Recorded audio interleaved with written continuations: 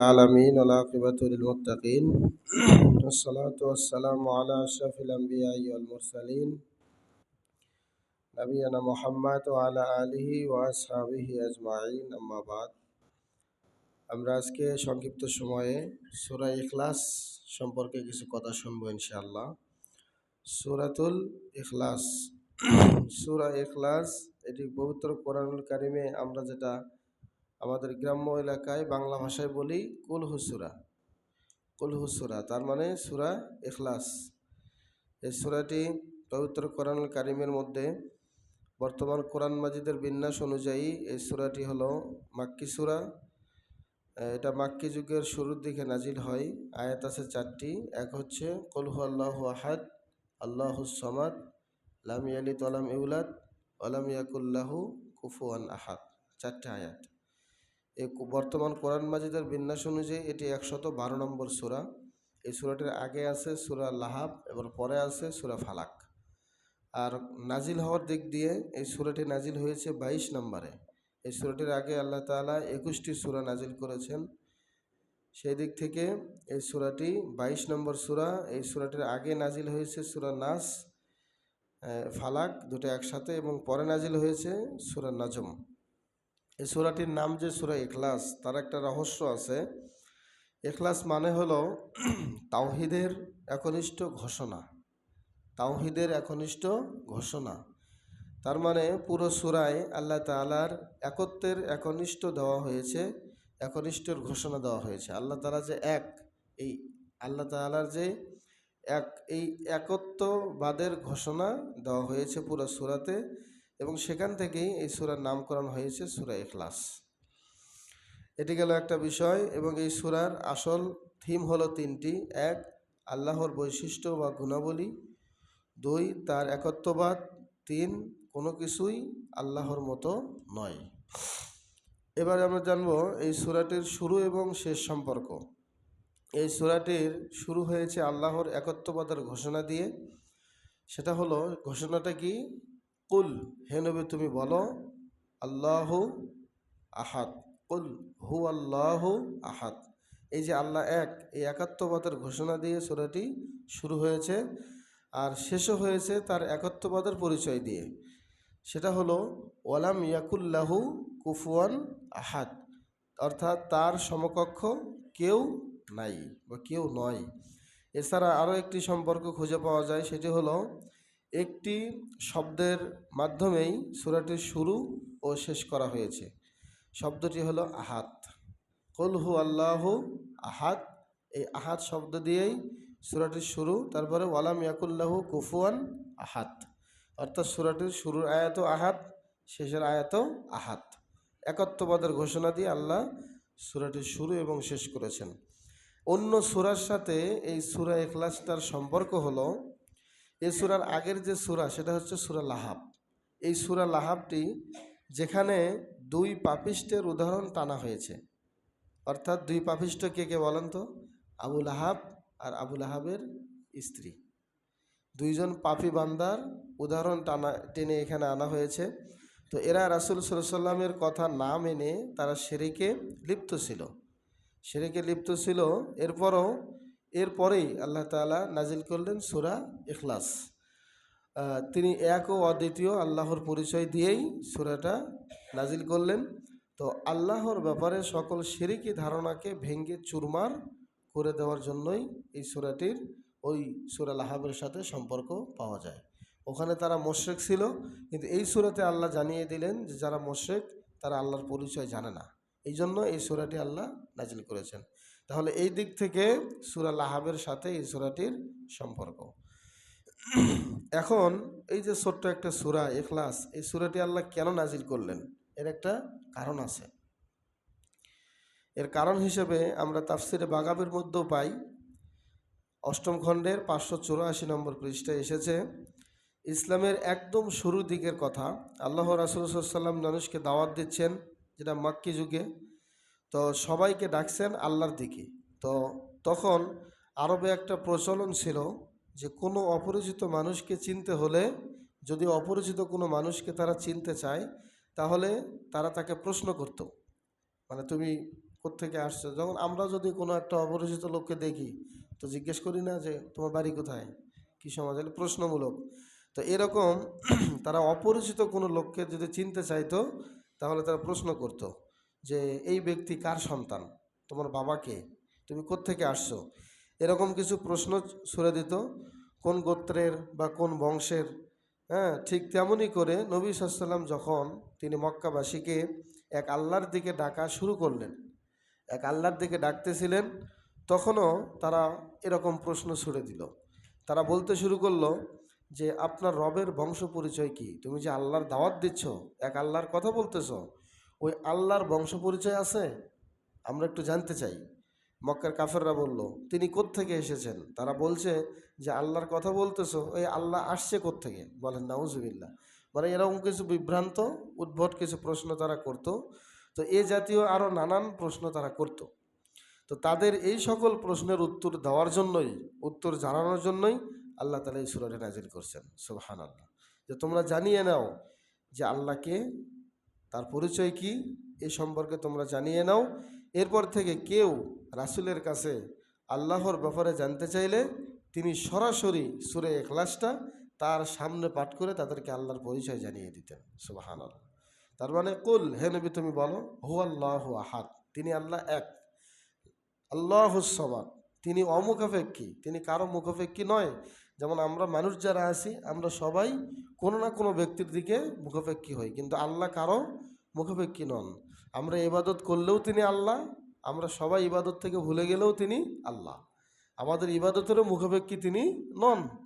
এরপরে আল্লাহ বলছেন লাম ইয়ালিদ ওয়ালাম ইউলাদ, তিনি কাউকে জন্মও দেন নাই, তাকেও জন্ম দেওয়া হয় নাই। এই যে তারা প্রশ্ন করেছিল তার বংশ পরিচয় কি, তার বাবাকে, তার মাকে, আল্লাহ বললেন লাম ইয়ালিদ ওয়ালাম ইউলাদ, তাকে জন্ম দেয়নি কেউ এবং তাকেও জন্ম দেওয়া হয়নি। ওয়ালাম ইয়াকুল্লাহু কুফুয়ান আহাদ, এবং তার সমকক্ষ কেউ নাই। এবার আমরা দেখি এই সূরাটির সেগমেন্ট হলো তিনটি। তো মেইন যে বিষয়টা আমরা জানলাম সেটা হচ্ছে আল্লাহর পরিচয় জানার জন্য আল্লাহ তাআলা এই সূরাটা নাজিল করেছেন। এরপরে আমরা জানি আল্লাহ এক, এটা হলো প্রথম সেগমেন্ট। দ্বিতীয় হচ্ছে তিনি চূড়ান্ত কর্তৃত্বের অধিকারী। তৃতীয়ত কেউই তার সমকক্ষ নয়। অর্থাৎ আল্লাহ এক এই ঘোষণা না দেওয়া হলে সৃষ্টি তার সৃষ্টি রহস্যের তলেই খুঁজে পাবে না। আল্লাহ যে এক, এটা ঘোষণা যদি আমরা না দেই তার সৃষ্টি মূলত তার সৃষ্টির রহস্য খুঁজে পাবে না। আর আল্লাহর আনুগত্যের প্রথম শর্ত হলো আল্লাহর একাত্মবাদের স্বীকৃতি। দেখেন হাজী সাহেবরা যখন হজ করতে যান তখন কি বলে, লাব্বাইক আল্লাহুম্মা লাব্বাইক, লাব্বাইকা লা শারীকা লাকা লাব্বাইক। এই যে একটা তালবিয়া পাঠ করে, এখানে কি বলা হচ্ছে, লা শারীকা লাকা লাব্বাইক, লা শারীকা লাকা। তার মানে হে আল্লাহ তোমার কাছে আমরা হাজির হয়েছি, তোমার ঘরে আসছি, তোমাকে এইভাবে স্বীকার করছে যে তোমার কোনো শরিক নেই, তুমি এক, তুমি এক। তা সেই একের, আল্লাহ যে এক, এটার পরিচয় দেওয়ার জন্যই আল্লাহ তাআলা এই একাত্মবাদের স্বীকৃতি নেওয়ার জন্যই সূরা ইখলাসটা নাজিল করেছেন। আর তিনি চূড়ান্ত কর্তৃত্বের অধিকারী, তার মানে আল্লাহ যা করেন এটাই চূড়ান্ত, তার কোনো কাজের কোনো কি নেই, পরিবর্তন নাই, তিনি যা ইচ্ছা তাই করতে পারেন। চূড়ান্ত কর্তৃত্ব একমাত্র যে আল্লাহর, এখানে আর কারো খবরদারি চলে না। আর তৃতীয় সেগমেন্টটা হলো কেউই তার সমকক্ষ নয়, অর্থাৎ মহাবিশ্বে তিনি একমাত্র সত্তা যার সমকক্ষ কেউ নেই, আল্লাহর সমকক্ষ আর কেউ নাই। ওয়ালাম ইয়াকুল্লাহু কুফুয়ান আহাদ। এখন আমরা ছোট্ট করে জানবো এই সূরাটির ফজিলত কি, এই সূরা পড়লে কি হয়।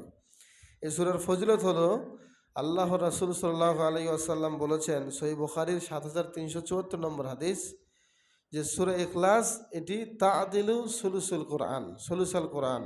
সূরা ইখলাসটা কোরআনের 3 ভাগের 1 ভাগের সমান। সুবহানাল্লাহ। তার মানে একবার পাঠ করলে 10 পারা তেলাওয়াতের সওয়াব হয়ে যায়। সুবহানাল্লাহ। 10 পারা, তাহলে এক পারাতে 20 পৃষ্ঠা, 20 পৃষ্ঠা মিলে এক পারা, তার মানে এই 30 পৃষ্ঠা, মানে মানে 20 পৃষ্ঠা মিলে এক পারা, সেখানে 10 পারা কোরআন তেলাওয়াতের সমান সওয়াব আল্লাহ দিয়ে দিবেন একবার সূরা ইখলাস পাঠ করলে। সুবহানাল্লাহ। সহিহ বুখারীর হাদিস। এবারে এক সাহাবী নামাজের প্রত্যেক রাকাতে সূরা ইখলাস পড়ে অন্য সূরা মিলাতেন, তার মানে সূরা ইখলাসও পড়তেন, অন্য সূরা মিলাতেন। তো এমন করার কারণ জিজ্ঞেস করা হলে তিনি বলেন যে এটা আমি ভালোবাসি, এই সূরাটি আমার অনেক ভালো লাগে। তখন রাসূল সাল্লাল্লাহু আলাইহি ওয়াসাল্লাম তাকে বললেন যে এর প্রতি তোমার বিশেষ ভালোবাসা তোমাকে জান্নাতে নিয়ে যাবে। সুবহানাল্লাহ। দেখেন সূরা ইখলাসের ভালোবাসাটা তোমাকে কোথায় নিয়ে যাবে? জান্নাতে নিয়ে যাবে। সুবহানাল্লাহ। এটাও মুসনাদ আহমদ এবং সহিহ বুখারীর বর্ণনা। তাহলে বুঝতে পারলাম যে আল্লাহ তাআলা স্বয়ং সম্পূর্ণ, গোটা বিশ্ব জগৎ তার উপর নির্ভরশীল। এবং এই বিশ্বাস দৃঢ় যদি হয় আমাদের, তাহলে কঠিন বালা মুসিবতে পড়লেও হতাশ আসবে না। একমাত্র আল্লাহই আমার জন্য যথেষ্ট। এই সূরার গতিপথ হলো চারটি। এক, তাওহীদের ঘোষণা, আল্লাহর একত্ববাদ। দুই, তিনি আত্মনির্ভরশীল ও চিরঞ্জীব। তিন, মানবীয় বৈশিষ্ট্য থেকে তিনি পবিত্র। চার, আল্লাহর অতুলনীয় বৈশিষ্ট্য। অর্থাৎ এই সূরাটি শুরুই হয়েছে এই ঘোষণার মধ্য দিয়ে যে হে নবী তুমি বলো যে আল্লাহ এক। এই ঘোষণাটি তাওহীদের ভিত্তি, অর্থাৎ দাসত্ব লাভের একচ্ছত্র অধিকারী কেবল তিনি। আর দুনিয়ার প্রতিটি প্রাণী বা বস্তু যারাই আছে তারা কারো উপরে নির্ভরশীল হয়, কিন্তু তিনি আল্লাহ কারো উপরে নির্ভরশীল নয়। তিনি তার অস্তিত্ব কোনোদিন বিলীন হবে না, সব ধ্বংস হয়ে যাবে, একমাত্র আল্লাহই থাকবেন, আল্লাহ ছাড়া কিছু থাকবে না। তিন নম্বর হলো তিনি এই মানবীয় স্বভাব এবং বৈশিষ্ট্য থেকে তিনি পবিত্র। যেমন মানুষ খাবার খায়, আমরা যদি খাবার না খাই আমরা বাঁচব না, অনাহারে মরে যাব। মানুষ ঘুমায় এবং কারো থেকে জন্ম নেয়, আমাদের অবশ্যই বাবা মা আছে, কিন্তু দেখেন আবার কাউকে আমরা জন্ম দিই, আমাদের ছেলে মেয়ে হয়, কিন্তু আল্লাহ তাআলা এসব থেকে সম্পূর্ণ পবিত্র। তিনি খাবারও খান না, তিনি ঘুমানো না, তিনি বিশ্রামও নেন না, তিনি জন্মও দেন না কাউকে, একমাত্র তিনি সৃষ্টি করেন, সৃষ্টি করার ক্ষমতা তার। এবং কারো থেকে তিনি জন্মও নেন নাই এবং আল্লাহর কোনো বংশ পরিক্রমাও নাই। এবং আল্লাহর অতুলনীয় একটা বৈশিষ্ট্য হলো আল্লাহ এমন এক সত্তা যার সাথে তুলনা করা যায় এমন আর কিছুই নেই। কোনো কিছুই এমন কিছু পাবেন না যে আল্লাহর সাথে আমরা তুলনা করব। তার মতো কেউ নাই, আসমানেও নাই, জমিনেও নাই, না জমিনের নিচেও আছে তাও নাই। তিনি এক ও অদ্বিতীয়, আল্লাহ ছাড়া আর এমন কোনো বৈশিষ্ট্য কারো নাই। এই সূরাতে মহামহি আল্লাহর একত্ববাদের কথা ঘোষিত হয়েছে 1 থেকে 4টি আয়াতে। এরপরে সর্বশেষ যেটা জানবো সেটা হলো এই সূরাটির স্টাডি, সেটা হলো কোরআনের ছোট্ট একটি সূরা, সূরা ইখলাস, অথচ এই সূরাতে কি অসাধারণ তার শব্দচয়ন। অর্থাৎ এর প্রত্যেকটি আয়াত নিয়ে আলাদা আলাদা করে বিস্তর কথা বলার সুযোগ আছে। জীবন ফুরিয়ে গেলেও আল্লাহর মহত্ব নিয়ে কথা বলা শেষ হবে না। সূরার সর্বশেষ আয়াতটি খেয়াল করি আমরা, সেখানে আল্লাহ বলছেন যে ওয়ালাম ইয়াকুল্লাহু কুফুয়ান আহাদ, কেউই তার সমকক্ষ নয়। সত্যি কিন্তু তাই, আল্লাহর মতো তার কোনো সত্তা থাকলে তো দুই রব মিলে মহাযুদ্ধ বাঁধিয়ে ফেলতো। এক আল্লাহ বলতো এটা আজকে বৃষ্টি দেবো, আরেকজন আল্লাহ বলতো যে না আজকে বৃষ্টি দেবো না, তাহলে একটা ঝগড়া হতো না? তো ঝগড়া হওয়ার একটা ছিল। তো এখানে এমন আল্লাহ, তার কোনো দ্বিতীয় কেউ নাই, তিনি যা করেন তাই। ওলটপালট হয়ে যেত সারা পৃথিবী, এটা বাস্তব। যেহেতু আসমান জমিন সব কিছু অক্ষুণ্ণ রয়েছে, তার মানে বুঝতে হবে যে রাজা ধীরাজ আল্লাহর সাথে আর কোনো অংশীদার নাই। ইবাদত লাভের যোগ্য তো একমাত্র তিনি, যিনি আসমান জমিন সহ সব কিছু বানাইলেন, এত সুন্দর আকৃতিতে সৃষ্টি করলেন আমাদেরকে। কত চমৎকার এই মহান সৃষ্টিকর্তার সৃষ্টি, এটা আমাদের দিকে দেখলে আমরা বুঝতে পারি। এবং এই সূরাটির তাদাব্বুর হলো কাফেররা নবীর কাছে আল্লাহর বংশ পরিচয় জানতে চাইতো, যেটা আমরা একটু সানানজল শুনলাম। এই সূরার 3 নম্বর আয়াতে তিনি বলেছেন যে লাম ইয়ালিদ ওয়ালাম ইউলাদ, তিনি কাউকে জন্ম দেননি এবং কারো কাছ থেকে তিনি জন্মও নেন নাই। এটা আল্লাহর একটা অন্যতম বৈশিষ্ট্য। এই ঘোষণার মাধ্যমে আল্লাহ ওই সব প্রশ্নের জবাব দিয়েছেন যে আল্লাহ কোত্থেকে আসছে, তার জন্ম কোথায়, এগুলো জবাব আল্লাহ দিয়েছেন। কাফেরদের দৃষ্টিভঙ্গি হলো সীমিত, তাদের জ্ঞান সামান্য, তাই সর্বশক্তিমান আল্লাহকেও তারা সৃষ্টি জগতের নিয়ম দিয়ে বিবেচনা করে। কিন্তু যার জন্ম বা সৃষ্টি আছে শুধুমাত্র তারই বংশ পরিচয় থাকা সম্ভব। অন্যদিকে আল্লাহ হলেন চিরন্তর, তার মানে তিনিই শুরু, তিনিই শেষ, তার আগেও কিছু ছিল না, তার পরেও কিছু থাকবে না। তিনিই আছেন, তিনিই থাকবেন। তার কোনো লয় নাই, তার কোনো ক্ষয় নাই। তিনি একমাত্র চিরঞ্জীব, তিনি ছিলেন, তিনি আছেন, তিনি সর্বদা থাকবেন। তার যেমন জন্ম নাই, তেমনি তিনি কাউকে সৃষ্টিও করেননি, এবং তাই তার বংশ পরিচয় সম্পর্কে যে কোনো প্রশ্নই ত্রুটিপূর্ণ। আল্লাহ বংশ নিয়ে কোনো প্রশ্ন করা যাবে? যাবে না। এবং প্রশ্ন করাটাও হবে মূর্খের পরিচয়। এছাড়া মহান আল্লাহ তার সৃষ্টিজীবের সীমাবদ্ধতা থেকে মুক্ত। জীবন মৃত্যু দুটোই তার পূর্ণ নিয়ন্ত্রণে আছে, এবং তিনি উভয়েরই ঊর্ধ্বে অবস্থান করেন। তাই শুধুমাত্র বিবেক বুদ্ধিহীন লোকেরাই আল্লাহর শুরু এবং শেষ নিয়ে প্রশ্ন তোলে। আমরা শুরু থেকে শেষ পর্যন্ত যা কিছু জানলাম সেটা হলো আল্লাহ এমন আল্লাহ যেটা একমাত্র তিনি অদ্বিতীয়। কুল হু আল্লাহু আহাদ আল্লাহুস সামাদ লাম ইয়ালিদ ওয়ালাম ইউলাদ ওয়ালাম ইয়াকুল লাহু কুফুয়ান আহাদ। একমাত্র পরিপূর্ণ আল্লাহর পরিচয় এবং তাওহীদের স্বীকৃতি আল্লাহ তাআলা দিয়েছেন এই সূরার মধ্যে। এই সূরা থেকে আমরা যা জানলাম, এই সূরাটির ফজিলতও আমরা জানলাম। আল্লাহ পাক আমাদেরকে বেশি বেশি করে সূরা ইখলাসটা পাঠ করার তৌফিক দান করুক। আমরা সকলে পড়ি আমিন। হাযা মা ইনদি ওয়াল ইলমু ইনদাল্লাহ আলাইহি তাওয়াক্কালতু ওয়া ইলাইহি উনীব। আসসালামু আলাইকুম ওয়া রাহমাতুল্লাহি ওয়া বারাকাতুহু।